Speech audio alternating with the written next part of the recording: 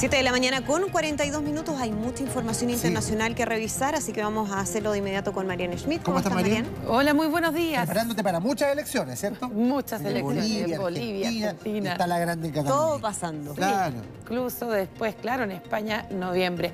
Vamos primero con Cataluña, porque una nueva jornada de violentas protestas se ha registrado en esa región española.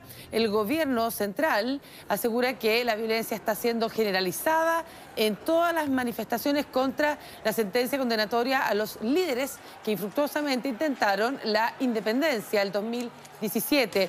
Denunció que las protestas no son fruto de un movimiento ciudadano pacífico, sino coordinadas por grupos que utilizan la violencia en la calle para romper esta convivencia en Cataluña. Anoche, como usted ve, los disturbios más graves se registraron en Barcelona, Tarragona, Girona y Lleida. En ese contexto, el gobierno prometió garantizar la seguridad con una acción coordinada entre los mozos, la policía y la Guardia Civil. Recordemos que este estallido se produce luego que el Tribunal Supremo Español impuso penas de entre 9 y 13 años de cárcel por el proceso independentista ilegal de 2017 en esa región. Ojo, ya se están organizando para la huelga general que será este viernes y uno de los movimientos más fuertes, que es Tsunami Democrático, está liderando estas movilizaciones. Claro, hay una organización que quizás no es muy conocida en términos de que no hay un liderazgo o una vocería en relación a este movimiento que ha estado detrás de las convocatorias a movilizarse después de lo ocurrido con las condenas a los líderes independentistas catalanes.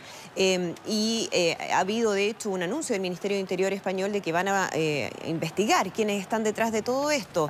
Se comunican principalmente por redes sociales, que es algo que hemos visto en otras partes del mundo. Tienen más de 275.000 personas en una cuenta de Telegram y es por ahí donde principalmente dan a conocer sus mensajes y sus convocatorias. Pero a raíz de los hechos de violencia ocurridos en las últimas horas, no solamente en Barcelona, también en Tarragona y Girona, en otras ciudades y localidades de Cataluña, han decidido suspender nuevas convocatorias. Acaban de anunciar que suspenden las convocatorias que había para movilizaciones durante esta jornada, pero que se van a concentrar en lo que va a ser una gran huelga el próximo día. Viernes 18. Sorprende mucho lo que haces tu alusión. Esto puede ser consecuencia de que el gobierno español ya está tomando medidas drásticas respecto a eso. ¿Cómo son estas convocatorias día a día? No es que se vayan programando de un día para otro. Violencia. Y por eso las redes sociales son muy importantes. Y Telegram en particular, que es una red muy similar a WhatsApp que inventaron los rusos, tiene la particularidad de que uno puede encriptar los mensajes. Y te puedo mandar un mensaje que se autodestruye en un minuto y no queda registro de eso. Claro, cuando lo estás enviando. Claro. Vamos con otra información. En Brasil se derrumbó, ¿verdad? Y es un edificio residencial de 7 pisos en la ciudad de Fortaleza. Ahí veíamos el momento de este desplome. Aún decenas de efectivos buscan desesperadamente a 9 personas que están atrapadas bajo estas toneladas de escombros. De hecho, durante la jornada de ayer rescataron a varias con vida. Incluso uno de ellos había enviado previamente una selfie a su familia cuando estaba bajo estas rocas. Se trata de un estudiante que residía en el primer piso de este inmueble. La tragedia ocurrió en pleno barrio residencial, en un sector bastante acomodado llamado Dionisio Torres. En un primer momento se pensó que el colapso se produjo por una fuga de gas. Sin embargo, sería la condición bastante precaria de la estructura de este edificio de 40 años que no pudo sostenerse por más tiempo. Lamentablemente, no es primera vez que ocurre una tragedia de este tipo en Brasil. En abril colapsaron 2 edificios en Río de Janeiro porque fueron construidos de manera irregular. Sí, hay una investigación respecto al qué es lo que causa el desplome, pero sí ya hay antecedentes e incluso hay imágenes que son bien claras de las condiciones absolutamente precarias en las que se encontraban las columnas estructurales del edificio. Pilares, exactamente. Increíble. Claro, y esto riesgoso, imagínate el caso de un temblor. Eso pasó en México también en el último terremoto. Habían estructuras que no cumplían la norma sísmica que se vinieron abajo producto de esa irresponsabilidad. Sí. En Ciudad de México, sobre todo la capital. Y estábamos hablando que hay muchas elecciones, vamos a una de ellas. Faltan solo 4 días para los comicios generales en Bolivia. Por eso anoche fue el cierre de campaña de Evo Morales, fue bastante masivo. se realizó en la ciudad de Cobija, en el noroeste del país.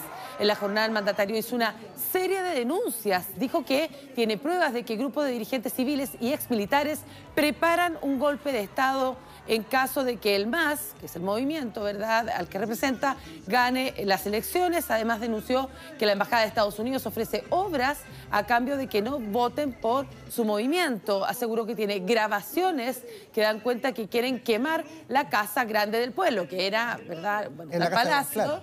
Pero también ellos crearon este edificio bastante moderno que es el nuevo palacio. Que también fue bien cuestionado, ¿eh? ¿Te acuerdas, Marian, cuando lo inauguraron por lo que había costado al gobierno de Evo Morales y que había una parte significativa que era para comodidad del presidente? Muchos consideraron que era excesivo. Totalmente no es tan armónico tampoco la arquitectura propia de La Paz. Claro, totalmente distinto. Las declaraciones de Evo Morales son bastante fuertes y se dan en momentos en que las encuestas lo favorecen. Según el sondeo realizado por la empresa Ipsos, Morales se ubica en primer lugar y obtiene 18 puntos más que su rival más cercano, que es el expresidente Carlos Mesa. En definitiva, el mandatario obtiene 40% de los apoyos, mientras que el representante de la comunidad ciudadana un 22%. Carlos Mesa hizo su cierre de campaña en La Paz. Desde la capital dijo que el país decidirá este domingo entre el camino autoritario a la dictadura o la democracia. Son varios los candidatos, en realidad son 7 o 9. Pero estos son los dos más fuertes, claro. Claro, y hay uno que ha causado mucha sorpresa. Sí. Chang, que es un médico coreano y que ha sido la gran promesa. Después ya va en tercero en las preferencias en estas encuestas. Sí, que algunos lo han bautizado como el Bolsonaro boliviano. El Bolsonaro boliviano. ¿Es de derecha? Exacto. ¿De extrema derecha? De extrema derecha. Claro, de extrema derecha, homofóbico. Misógino, tiene un historial importante. Es particular el hombre. Sí. Pues bien, en Estados Unidos, la policía de San Francisco está buscando intensamente a este hombre que robó un grabado de Salvador Dalí valorado en $20.000 y que se exhibía en una galería. Lo más sorprendente es que solo le tomó 32 segundos para entrar a este museo, sacar el cuadro llamado Jirafa en Llamas, creado por el mítico pintor surrealista en 1967. Y como si nada hubiese pasado, el audaz ladrón se fue caminando por la calle con la obra en la mano. Todo quedó registrado por estas cámaras de seguridad, grabaciones que son, en definitiva, las pruebas para dar con su paradero.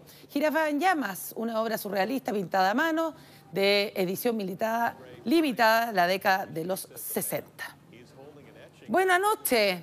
Hubo debate demócrata, el cuarto con miras a las primarias del partido. La particularidad de esta discusión es que era la primera vez que estaba sobre la mesa la discusión del posible impeachment contra el presidente Donald Trump por su posible presión a su homólogo ucraniano para que buscara información que afectara a su potencial rival en los comicios, Joe Biden.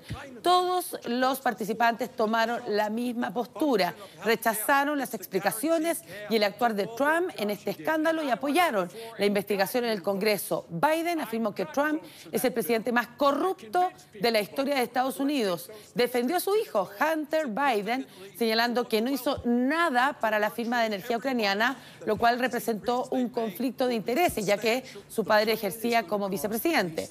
Por su parte, Elizabeth Warren dijo que el proceso de destitución debe continuar, defendiendo que este proceso iba a dejar establecido que a Trump no se le va a permitir romper la ley.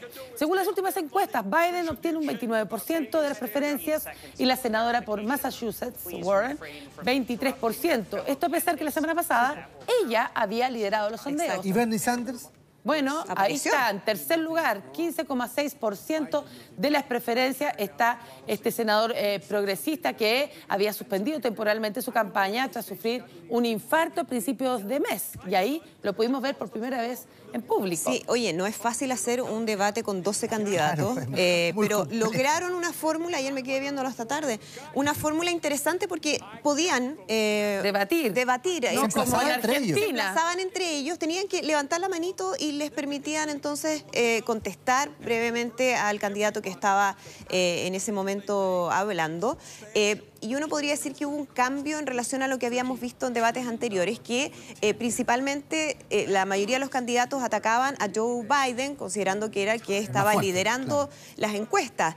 Desde que Elizabeth Warren apareció como la principal en términos de las posibilidades para ir a la carrera presidencial, ayer la mayoría atacó a Elizabeth Warren. O sea, hay como ahí una estrategia que queda en evidencia. Sobre todo en su plan de salud. Un método, un debate bastante interesante, muy distinto a lo que vimos en Argentina, que en realidad a muchos les pareció una postura bastante fome. Pero hablando de él, de Joe Biden, la verdad es que está con todo este conflicto en relación al hijo, estamos hablando de Hunter Biden, que también se defendió de las acusaciones de cualquier ilegalidad en el caso ucraniano, pero reconoció, ahí vemos en la entrevista, un error político durante esta conversación que fue transmitida por el canal ABC News. Hunter rompió su silencio para anunciar que también deja el directorio de una empresa china en Shanghai. Señaló que no formará parte de ningún directorio fuera de las fronteras de los Estados Unidos y su padre es electo presidente para no generar nuevamente este conflicto de interés. Claro. Bueno, en medio de extremas medidas de seguridad, el príncipe William y Kate Middleton comenzaron una gira por Pakistán. Su objetivo es fortalecer las relaciones entre ambos países, tal como lo hizo la reina Isabel en el año 61 y 97. Sobre este viaje hay muy poca información, ya que se considera el más peligroso que han realizado los duques de Cambridge. De hecho, los lugares, los horarios y las actividades que realizan ambos son revelados el mismo día por estas mismas razones. El acceso a la educación de calidad es lo que más les preocupa en Pakistán. Se dice que el viaje será parecido al que realizó la princesa Diana en su primera visita oficial en Pakistán el año 91, donde incluso se le vio descalza en una mezquita. Quiero cerrar, que el príncipe Harry se le vio anoche muy emocionado, casi hasta las lágrimas, durante un discurso en el que compartió su emoción en convertirse en padre. Ocurrió durante unos premios de una fundación que él apoya a niños con serias enfermedades, al igual que sus familias que necesitan de mucho apoyo. Incluso tuvo que ser asistido, como usted puede apreciar en esas imágenes. Mira. Son parte de la realeza, pero se emocionan igual. Sí, pero pocas veces vemos imágenes muy bien. Y sobre todo de Harry. Es destacable. Que estén bien, Marian, que estén muy bien. Buenos días. Nos vemos. Chao, buenos días.